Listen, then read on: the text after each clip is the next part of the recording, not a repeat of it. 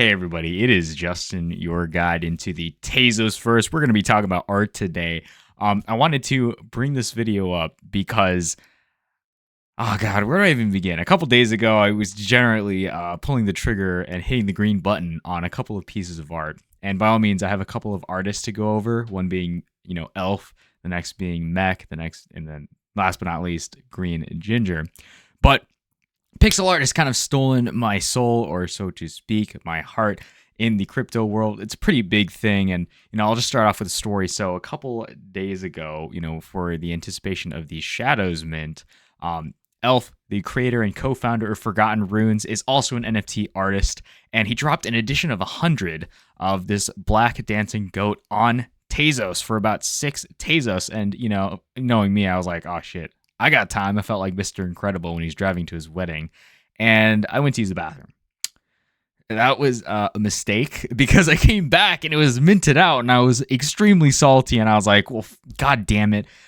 So I went and I sent like a ton of Tezos to my wallet, and at that point I was like, oh shit, I can pick up some art now. We can start buying some stuff. So by all means, I went out and I picked up a couple of art pieces. Elf dropped another one, Oz Dancing with the Gnome and Pink Butterflies edition of 50 for about 5 Tezos. And I love all things Forgotten Runes and community, so I went and picked that one up as well. But again, inside of Forgotten Runes is kind of my gateway drug into the amazing, I don't even know what to say, like, why don't we just watch it? So basically, I minted some insane art packs for the Runes TCG. And by all means, this is an NFT TCG trading card game in the Forgotten Runes Runiverse. And, it's headed by Give a Hoot and Leonard Garib. And again, it is a community project, an amazing project, especially if you want to play and collect cards with amazing art. So I might as well just drop into the reaction video because... Void Untouched. Oh yes, I needed this one. Oh my god. So okay, cringe. I definitely wanted the Void Untouched. This art is incredible. But I knew at this point I was sold. Prophet of the End Times. That one was Okay, a good okay. one, too. Damn, we're thick on the MEK art. Oh, Void Untouched too. Oh, yo, there are different kinds? I didn't know that. Oh, yeah, basically I saw what MEK did with Forgotten Runes, and he captured the essence of what it is to be a wizard so well, especially in the the mirror image of the Void Untouched cards. And I was like, damn, I gotta check out his other art. And by all means, I did, and a lot of his art can be found on Ethereum, but I much prefer art on Tezos because the royalty system is a lot more supportive of creators.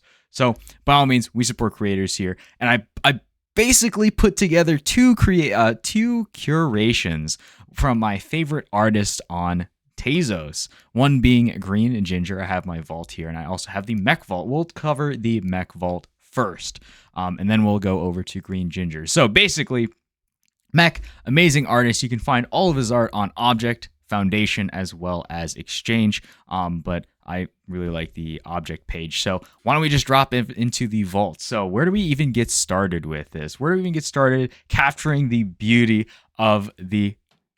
I don't even know what to say. I would say MEK captures a certain level of detail inside of pixel art that is just unreal. It really captures that, Renaissance type of vibes, especially with the contemplation. I love the consciousness arose here.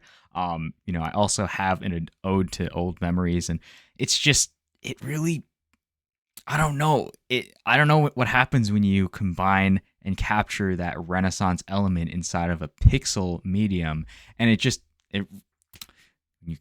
digital Renaissance is what comes to mind, and like, it's just unreal. I love this duck one. It's so good. Peace was never an option. So if you want to put some violence in your wallet, feel free to pick that one up as well. Of course, none of these are listed by me. This is just a curation that I have. You can just see what is listed on the entire market. I love Pass the Torch. This is such a good piece as well. But he really captures landscapes, animals, and just human anatomy very, very well. Also has some cute new face of Tezos. I like this one too. So if you want to see more of his work, you can go check it out on object.com on his artist page. And by all means, I have the filter set from low to high, so you can always start with some gateway drugs, just things that are around 8 Tezos up to 10 Tezos, so you can get started just like me. But there are amazing pieces, truly. Pass the torch, again, I keep saying that's low-hanging fruit, mainly because it's a 15 Tezos. There's some really nice contrast stuff here. Some really colorful like art vibes as well. But I really like all of his art. Of course, as you keep scrolling down, things get more expensive, and they tend to get very, very interesting and beautiful. I love the blue ones, the green ones, the red ones are also amazing. He does landscapes. I don't even know what to say. Like, there's a certain liminal esque when it comes to the vibes of this type of pixel art. The hands, the anatomy in the hands are just so good, especially with the animated ones. The color palette is just ridiculous, and the animations too. MEK is such a good artist. This samurai one is crazy, guys. We're so back. It is a bull market. The flying green. It's feeling like a bull market, guys. It feels so good. But again, I just love all the art. Feel free to scroll through and see what you like. Maybe be a little bit degenerate. But there's one piece that I did want to take a look at. This safe one is not safe on the market. I'll probably end up buying that. But we'll see. Again, I love the self-image one as well. But by all means, if you like MEK, if you like pixel art, I would definitely check his artist page out, because there's a lot of good stuff on his page. So I want to move next on to GreenGinger. So I saw one of his art pieces, amazing artist as well. He just dropped his The Outlander's Arrival. So basically, there's about 6. There are about 6 Tezos. There are 15 editions.